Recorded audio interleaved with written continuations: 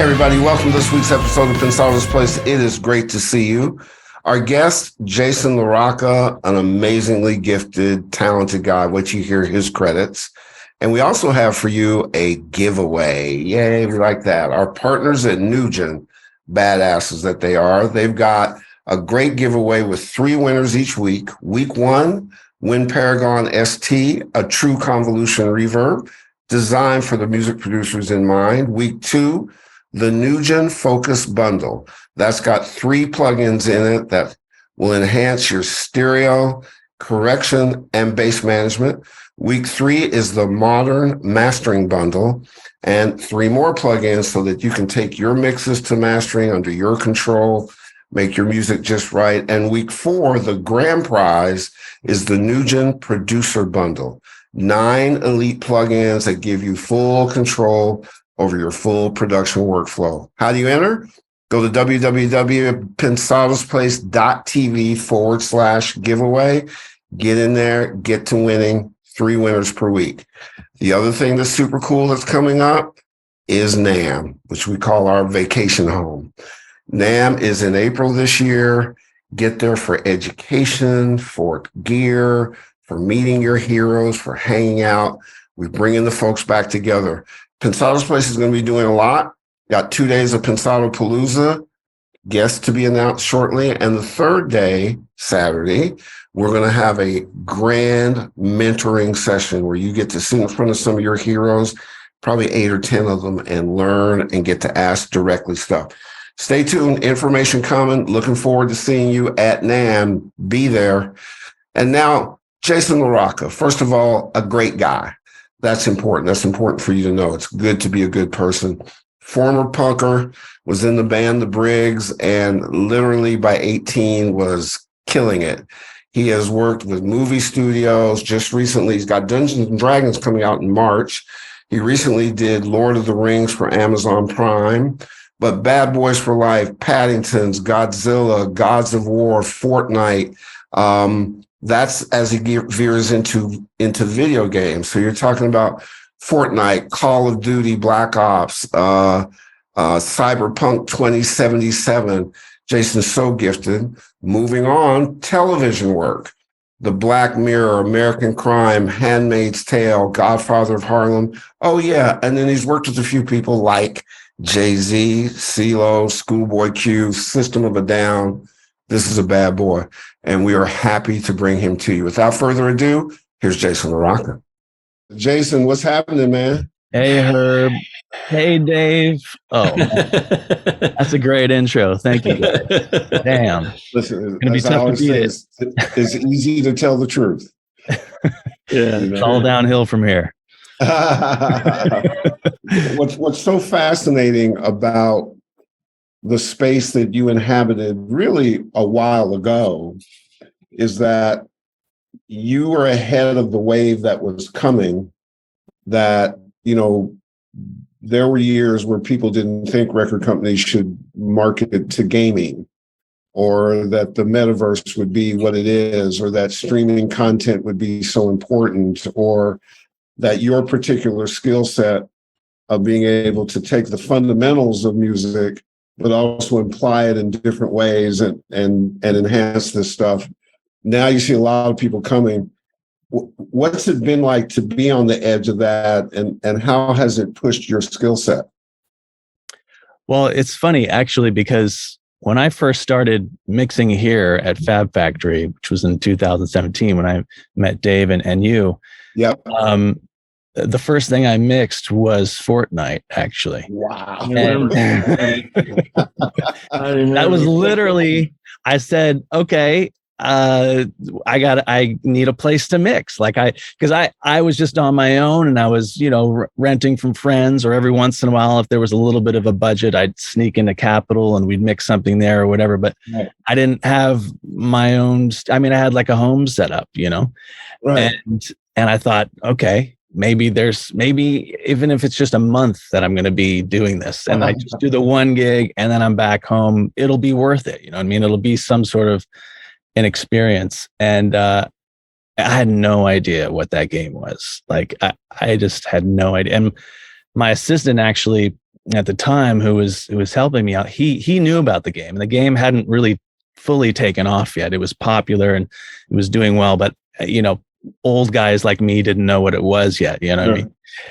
And it was just one of those interesting, lucky things that just sort of happened. It clicked, and whatever skill I had from my punk rock roots of just sort of the DIY of like, let's just figure out how to get the gig done, get it done, survive, almost an animal kind of way, was kind of what was driving me. I thought, if this doesn't work out, it's not a big, I mean, I've been here since, mixing here since, and it's been absolutely insane. Like you mentioned, Call of Duty, CyberPunk, Morbius, Lord of the Rings, everything else. Yeah. So it's been great. And a lot more, I might add. I'm happy that you're doing well, because when I first met you, you were here you were at the studio every night for like a month, and then you disappeared. And then when you got Fortnite, you came into my room and said, "Hey Dave, guess what? I got Fortnite." That was at 11 o'clock. At 12 o'clock, "Hey Dave, did I tell you I got Fortnite?" I'm like, "Yeah, congratulations, good stuff, man." Then about 3 o'clock, "Hey Dave, yeah, I know you got Fortnite, right?" "Yeah, I got Fortnite." and me and Michaela just went off on you, man. One thing that I love about you is your background with Briggs, your punk band. Yeah. Because maybe I'm making it up just because I know that, but it really seems like that energy makes its way into everything you do, whether it be TV, film, or movies. And I think that's contributed to your meteoric rise, if you want to call it that. Well, thank you. Whatever you would call it, it's always been kind of I've found myself in a DIY situation a lot of times, and always finding that there was somewhere I wanted to go and wasn't sure where or how I was going to get there. Mm-hmm. But that if I stuck with what I was doing and always tried to follow the path of music, I'd find myself somewhere. And, when we did our first tour with my band, the Briggs, when we were touring as a punk band, our first tour was we got signed and we got a tour with Flogging Molly. Mm-hmm. And our first show was in New York. And we had no idea how to travel across the country properly. Mm-hmm. So we drove through all the worst possible conditions. It was in the winter. So, of course, icy roads. And we actually ended up spinning out into a ditch somewhere and almost died on the way to our first gig. And it was like, these were the things that, I look back at now and they're just sort of like, these experiences. I know there's going to be these bumps in the road, but it's going to, lead me somewhere. And I've always wanted to be a studio guy. I did live sound. I did horrible gigs. I mean, so many terrible gigs doing live sound, doing whatever I could, just so I could stay in the music scene. It's just some way to make $50 here, $75 there from a friend mixing a song or mixing their live show or something like that. I was so passionate about it that my lack of skill, it made up for it. My passion just really made up for that lack of skill. And eventually that was just that necessity to kind of whatever we had to do to get a product out, to make an album or to, get in with somebody to help them out at a studio and, learn from guys like, Paul Coldry, who I ended up getting to meet along the way. And engineers like Steve Krause, he was a really incredible jazz engineer, and all these guys that I got to meet along the way. And it's been an interesting road. I didn't go to engineering school, so I had to sort of, fake it till I made it to some degree. You know what I mean? It just was, gleaning what I could from guys like you and from my heroes to sort of figure out how I can emulate that the best I could and make lots and lots of mistakes. I made so many mistakes along the way. And there's an experience factor to that, which is nice, but it's also, it's tougher to do it that way, rather than. I think there's a broader point. which is for the audience. You don't know when the opportunity is going to come, so you just have to take it. And when you bring edge to it, and I'll figure it out, and I'm going to push through. I'm not going to shy away from it. If it comes out great, I'm blessed. If it doesn't, I'll learn my lesson and I'll continue to grow. I think that kind of pioneering spirit is important to keep in a business that's always evolving. Because you can prepare, and all you're doing is preparing while other people are really out working. And I'm not saying don't prepare. For sure. I am saying that when you see a window open, sometimes you got to put your toe in the water and just go for it. And I think that you and others, even Pensado's place is an example of that. We didn't know. We were like, what the hell? Let's put our feet in and see what happens. And here we all are, all these years later. Do you feel now that the calls are coming and you're busy and all that kind of stuff, do you think people call you for a Jason signature? Is there something you do that they want in what they have? I think there is, to some degree. I think I gravitate towards being a little bit more aggressive, a little bit more in your face with a little bit of my approach to mixing scores and video games, like you mentioned. Mm-hmm. But again, this is, in film scoring and mixing and recording for film scoring, there is a service factor to that type of job, where it isn't necessarily the sort of, the Jason Joshua approach of like, if you want my thing, you get my thing, and that's it. Right. There is sort of like, you have to service the film, you have to service the emotion of what's intended and that sort of thing. And that is just sort of what goes with this sort of job. Mm-hmm. And so I try not to necessarily say that's just what I am, but I do love to mix things that are pop and aggressive and more hybrid, if you want to say. I know that word gets thrown out a lot with modern film scores. I do like modern film scores a lot. I like hybrid scores. I like where things push and they're kind of in the red, and that sort of, it's exciting to me. And that is what I tend to, really love working on. You have a saying, just say yes, take anything. How does that work with the never going to an engineering school? How does that and then combine that with, how do you balance all the things you have to do at the studio, and at home? You've got a wonderful family and a wonderful wife. How do those three things end up for you?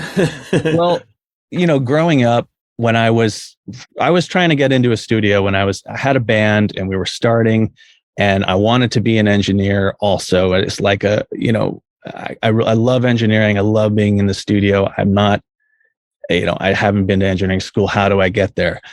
And what's funny is we were playing around LA, just, playing with different bands. And a friend of mine who was in a local band with us had a studio job, and he was an assistant for a composer. And he said, because we had just played a gig together, he called me up and he said, "You do engineering, right?" And I said, "Yeah, I've got, some gear at home and I record, our demos and stuff like that." And he said, "Well, I'm leaving a job for somebody, and maybe, you'd like to try out and see if it might be a job for you." And I said, "Great, let's do it." I said, "I'm probably going to get hated, but, and never called again, but why not? Let's try it."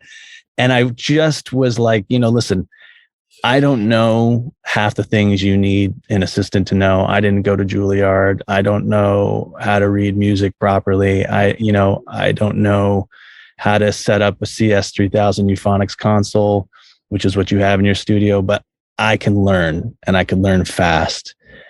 And I said, even if you don't want to hire me, maybe I could just hang around. Maybe I could just be here and just do whatever you need. And actually, I talked him into it, and that was Mark Isham.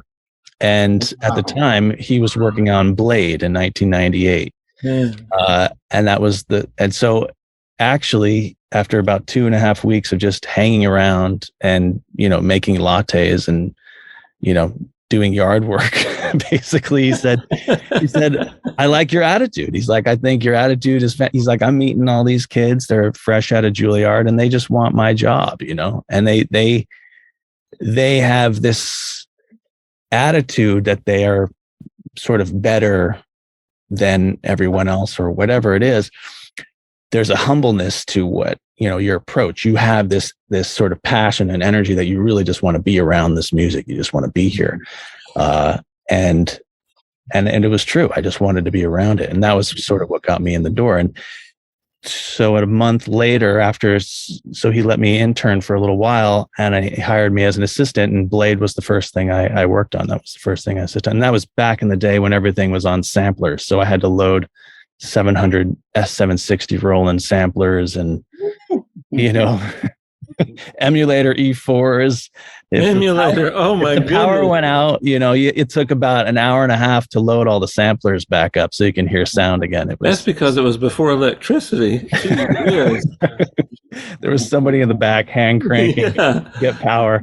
The proverbial little rat on the I had no idea what I was doing. And I just read every book I possibly could. I stayed till midnight every day reading the manual, the CS3000 and the euphonics, and I became the only guy who knew how to use it. And so when engineers would come over to mix, I was their assistant, and eventually, I got the opportunity to actually mix some things, and that was just, it was saying yes and just doing everything I possibly could to get my foot in the door, because I didn't have the kind of skill that a lot of my heroes have. I just had one of the constant features of the greats is they put in those Malcolm Gladwell hours. They put in those 10,000 hours. They figure out if, as Mark Cuban is fond of saying, the one thing you can control is your effort. Totally. And if you control your effort and you're ambitious, you'll go do something. Now, give me this. When you're doing gaming, or when you're scoring a game or scoring a movie, is it the same, or you're just doing stuff to picture, even though the pictures are different, or is there some differentiation in what you do? Yeah, there's some differences. I think, like a game like CyberPunk, mixing that was just unbelievably aggressive. We were mixing that like fully in the red, and we had distortion on like every single channel. We had distortion on like the hi-hats and the kick drums and that was an extreme example of where that sort of sound can go. But in general, that's, the gamers are listening to this stuff on headphones, and you're not on big sound systems in a theater. And so you need to kind of push it a little bit harder in general, I think, with the games to get it to speak. But, with the movies, you've got usually a giant theater. And so you're filling up the space differently. And if you pan something over to the left speaker, the guy 100 feet on the other side isn't going to hear that. So you think differently with maybe how you do, use your imaging and that sort of thing. But, I think just in general, pushing it more, checking things on headphones, you're listening to it the way the listener's listening to it. Mm-hmm. So if the listener is more, a gamer on headphones and that sort of thing, how is it sounding in that world, and is it speaking right? Is it making sense? And I know Alan Meyersen's touched upon some of those things about how to get, lower frequencies to speak better, and, get that stuff to speak, even though you're listening to something on, earbuds or on something smaller. How do you get that stuff to speak better? And maybe, putting a little bit of extra harmonic distortion on the low end and that sort of thing, if it's for a game mix versus doing a film mix. But, lately I've kind of been doing sort of the same thing with both. It's been sort of aggressive and more pushed on film and on games for me. It hasn't been very different. Maybe there's a little bit more of a thought to dialogue when I'm mixing for film. Yeah.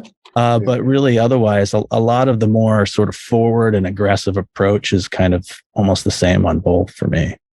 Is the committee process the same? I know with film, there's a lot of masters, lots of stuff. Is it the same on the gaming side, where you're answering to a lot of people? Or not really. In general, it's usually the composer who I'm dealing with, or the music producer. Sometimes that's more than one person. Sometimes it's the composer plus maybe the head of the game music department plus maybe another executive. So sometimes it's a little bit broader, maybe 3 or 4 people. Right. And that can be a little bit more of a process because, you get it past the one goalie, but then you have to get it past another. And then sometimes it goes against what one person wants and you have to get everybody together to have a meeting and figure out, okay, can we all agree on what this mix is going to be? Because, we were also sort of talking about how it's been different since the pandemic too, where people aren't coming to the studio as much, maybe more now, but certainly when the pandemic had started, everyone was remote on email. So when we had 3 or 4 people who had to approve a mix, that got pretty complicated when we weren't in the same room together. Yeah. It's usually more on the games that there's more people involved, I've found, at least for me. And on the film stuff, usually it's just me and the composer and maybe the director might chime in every once in a while, but it's not very common. Oh, nice. Questions about scoring. But first, the 10,000 hour thing, I can do that in one mix. So that on scores, I'm a neophyte when it comes to, if that's the word. I hear the word scores this, scores that. Does one person write out the score or create the score and then you come in and record it and then you put that inside your work?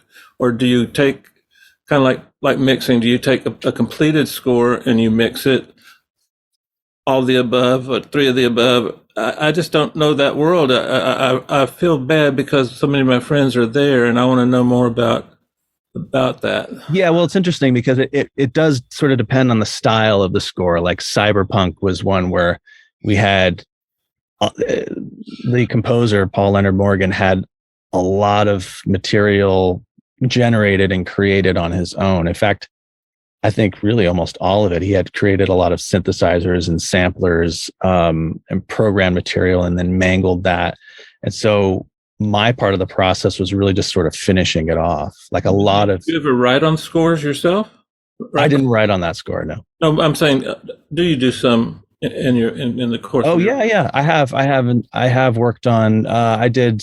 there was a film called Snowden that I had worked on, and I actually did do some writing on that film with the composer. But generally, I'm usually producing the score, mixing it, or playing on it. Sometimes I'll play instruments on it as well. It just kind of depends on what needs to be facilitated on the film. But yeah, it also depends on the style of the score. So if I'm coming in on the process, say on something that's more organic and orchestral, it'll all be samples up to that point, and the composer will have just used fake samples from his contact instruments, and then it gets completely re-realized with a real orchestra. And the job then is to respect obviously the intent and the emotion and the sound that the composer wants, but now with a real orchestra playing it. And how many tracks on Pro Tools does that take up an average larger score? Yeah, again, it sort of depends on the style. Like on Morbius, we had a couple thousand tracks. Oh my god! Some of the biggest sessions. But we do a lot of sort of submixing and we whittle that stuff down. We get what's called the synth master from the composer, which is just all of his tracks, that some of them get kept in the score and some of them get replaced. Usually all of his synthesizers and drums get kept, but then some of the strings get replaced. Wait a minute. Let's back up here. So you've got like a couple of thousand tracks and you're working at Atmos, which has like 11 different places to put those 1,000 tracks. Well, that score wasn't done in Atmos. That score was done in 5.1. But for me, for the music, okay, that's 5 different places you can go. the music mix was done in 5.1 for that. But we had one pass of strings is 40 microphones. So if we record, just the long strings, and then we record just the short strings to get, the dig of the strings recorded separately and have that volume control later on in the mix separate, that's already 80 tracks. So once we add up all the different layers of recording that we do for a score like that, something that's more hybrid, it adds up pretty quickly. I actually, on that score, because we recorded that at Sony, I actually mixed a lot of the balances of the orchestra down live to a 5-channel mix, a surround mix, and I used that live mix on a lot of my passes. So I didn't even spill into the microphones after I had done that. I actually just used my 5-channel mixes on most of my orchestral sounds. You need to come away from the dark side and come back over with us, man. It'd be very refreshing to be able to do that. Actually, I mixed a record not too long ago for a band called Devotchka, and that was like 30 tracks or something like that. And we mixed it to tape. It was really nice. It was very refreshing. You called the producer and say, "Hey, I don't think I got the whole song." I was like, something's wrong here. What's going on? Describe working with Jay-Z and CeeLo. I bet that was fun. That was pretty crazy. That was on this film we had done called The Harder They Fall. James Samuel, the director, had also written a lot of the songs and wrote the score, actually. Wrote the script. I mean, he just sort of basically did it all for the film. And Jay-Z, I believe, was also one of the producers on the film. So he and Jay-Z were really close. And we had heard that, okay, well, it sounds like Jay-Z is going to sing on this song, and it had orchestra on it. So I was already mixing it for the film. Singing over an orchestra? And it's a rap song, but it's got orchestra in it too. There ain't no strings in a rap song, my friend. There wasn't this one. I don't know. There wasn't this one. Sounded pretty cool. And then so that day I was mixing it. They said, okay, well, Jay-Z needs the track. He needs to rap over the top of it. So I had about 3 hours to finish it up and send it off to him. And then he sent back his verse. And then the next day we had flown that in, and they needed it for some trailer or something like that. So we had like hours basically to mix the whole thing and put it together. I was freaking out. I was like, this is insane. You know what I mean? Like you dream and envision it to go a certain way. You're like, if I ever mix a song for Jay-Z, it's going to be the great. And it was just like sweating bullets, completely insane. Like, please hope to goodness a track isn't muted. That shouldn't be muted. You know what I mean? If I checked everything, if I checked all my routing, because it's got to go. Yeah. And we sent it out, and it was really, really great. And then there was a couple other songs on that soundtrack that I got to mix too. There was one that CeeLo sang on called Black Skin Mile. And obviously CeeLo's I like him so much. I just soloed the vocal, and I just had to just listen to it from start to finish without any track. I mean, it was just like, this guy's vocal is insane. A question for you. When you look down the road, is there a place in the metaverse for what you do? And is that a whole other ecosystem that we're just discovering? We don't know what's going to happen with it yet? Or have you started to do stuff there?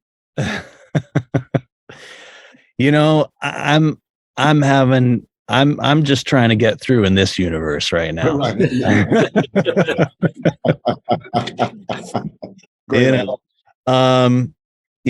If there's a metaverse version of me, I hope it has more hair and bags under the eyes or something like that. Has perfect hearing until the age of 90. Based on conversations I've had, I do think there's going to be attempts to figure out how these things establish there.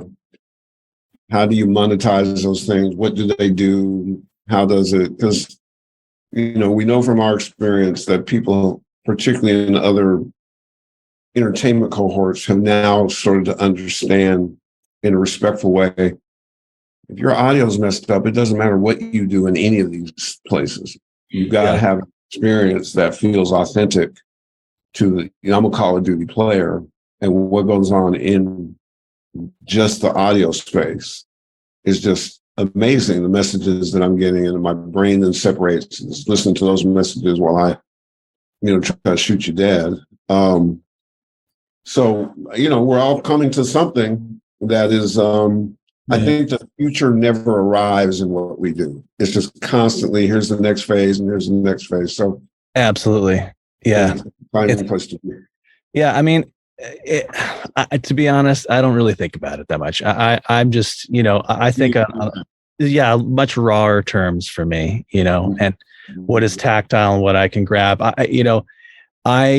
Again, for me, I think of music in kind of a very sort of visceral way a lot of the time. So, when I can just get to a point in music where I don't ever have to think about it, and it's all I ever have to do, and I get to work with fantastic people and make them happy, and that's all I ever have. That's my biggest problems. Then I'm happy. You know what I mean? What happens outside of that, somebody else. That's great. You know what I mean? Like what happened with Fortnite, I had no idea that was going to happen. You know what I mean? Right. Nobody had any idea, and it's great, and it's all growing and expanding, and I'm happy to be a part of it. It's lovely.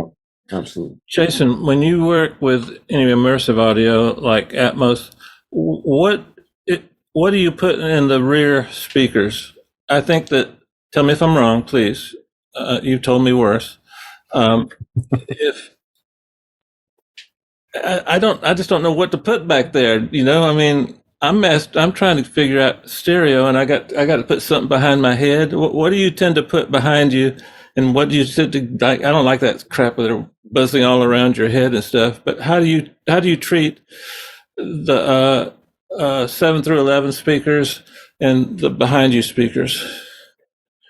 I think it all kind of depends on what the style of the music is. I think if it's something that maybe warrants being a little bit wild and crazy and has a lot of sound effects in it, then maybe it's something we might get a little bit more adventuresome in flying things around where you actually hear that effect of doing that. But when I go to see shows and go to experience music, I don't feel like what I picture experiencing music is ever really the kind of thing that has, elements behind me or, trumpets up in the ceiling. And then I don't really feel like I hear music on a stage that way.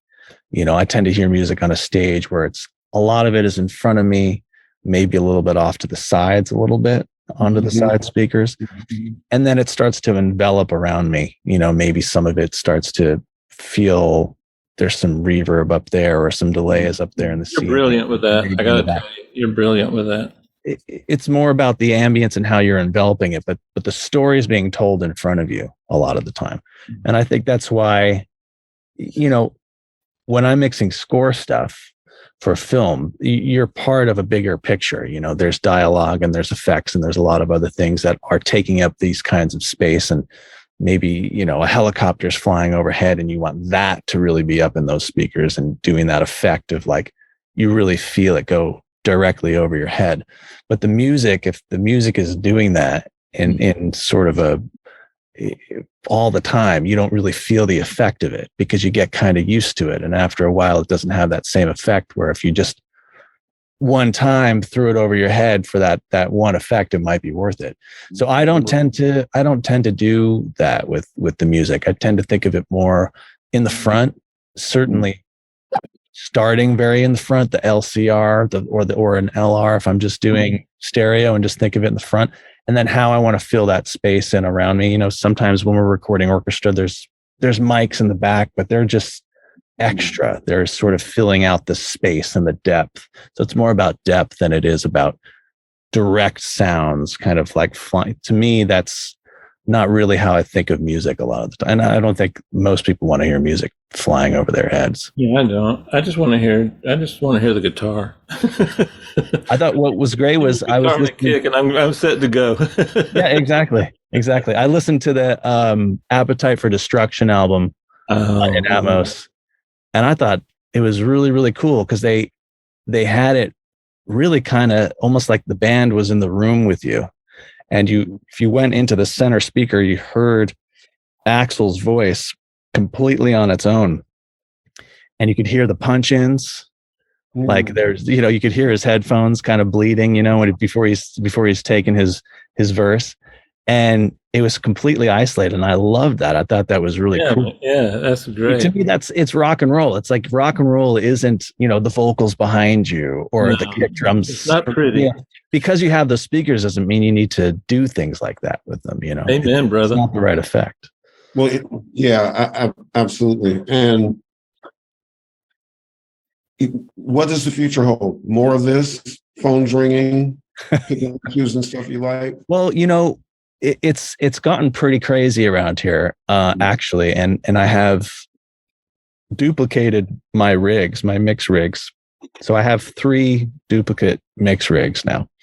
Ooh. So and the reason we can do that is it allows me to be able to mix in here, and we can print in another room in surround.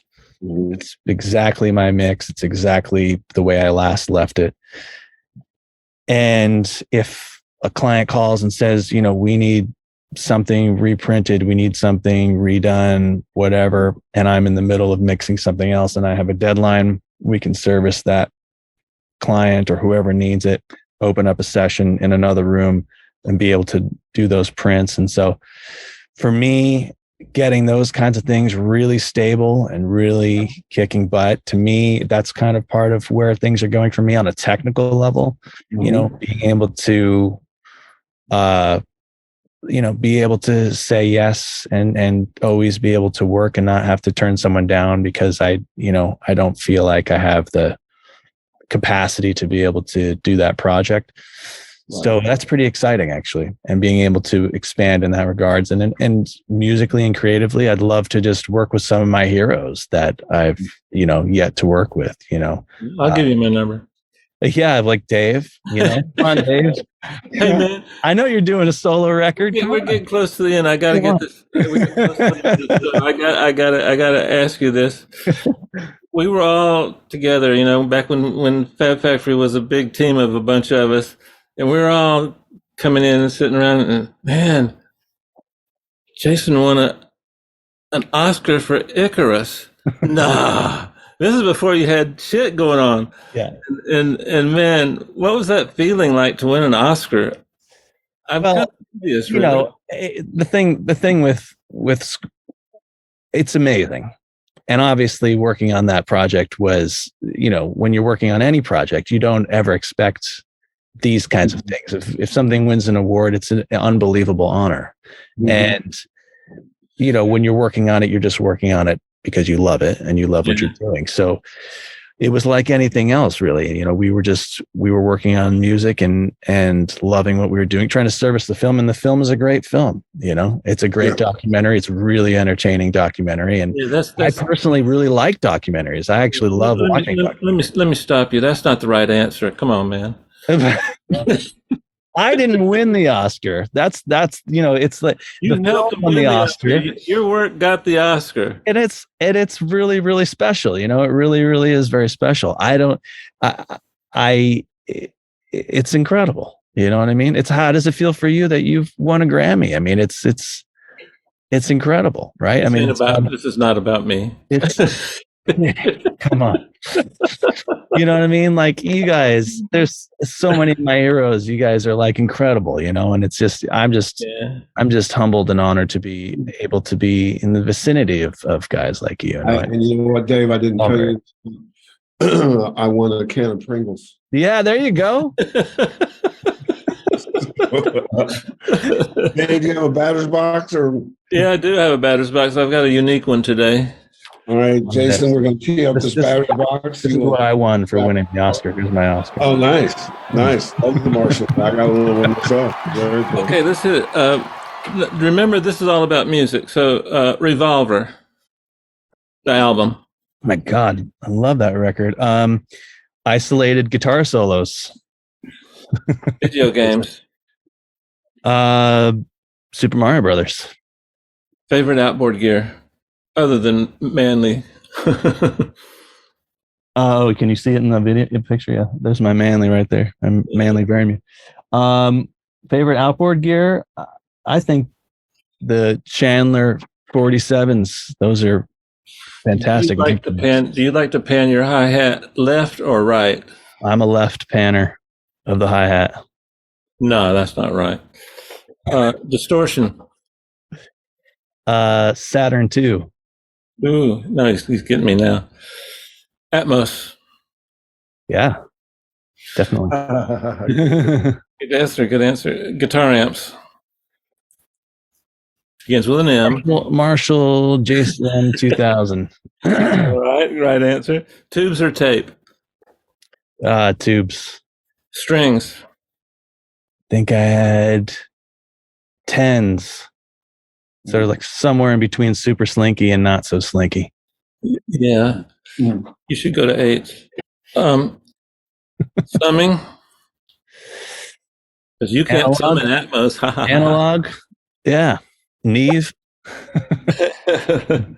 TV or film? Film. Favorite EQ that starts with the letter P? And does not pull tech. Yeah. Okay. Pensado EQ. Right there. Pensado EQ. Oh, right answer. Right answer. We gotta have him on more often, Herb. The original Pensado EQ. Yeah. Oh no, I like the better. The new one's better. The new one's definitely better. Yeah. I'll get you one. I need to get it. All right. I used the Pensado EQ on CeeLo's Welcome. Oh, did you? Oh, cool. Yeah. I thought so. It sounded pretty good. Jason, the thing that's really cool about what we do is we get to watch friends flourish. Yeah. And fortunately, we get back a lot of the same love, and I think that it is tremendous to be able to say to the community, hey, I didn't know what I was doing, and I just figured it out along the way, and here I am. That story applies to everybody watching. And well, it's an incredible honor to be on the show, and thank you guys for letting me have a voice and telling my story, and it's really great, you know. One thing about you, Jason, is you haven't peaked yet. We used to talk about you behind your back, and the consensus was, man, this guy's got way more talent than we're seeing. Just hang. We went, you know. Sky's the limit. We love you, man. We love you. I love you, Bobs. Thank you so much for having me. It is an absolute pleasure, audience. This is what it's like. It's not super pros who got kind of prepared and they got all their sheepskins and they worked with all these people, and some people took a stab and then they took another stab and they took another stab and ended up here. Take a stab. It's a good thing. Take several. Absolutely. Be ballsy, go for it. There's no gender issue. There's no race issue. It's about what you're made of and what you bring to the table. And Jason LaRocca has done it, and Dave Pensado has done it, Herb Charles has done it, and many of you are doing it. We encourage you, and we'll be back at you next week with more heroes that you can enjoy. We'll see you next week.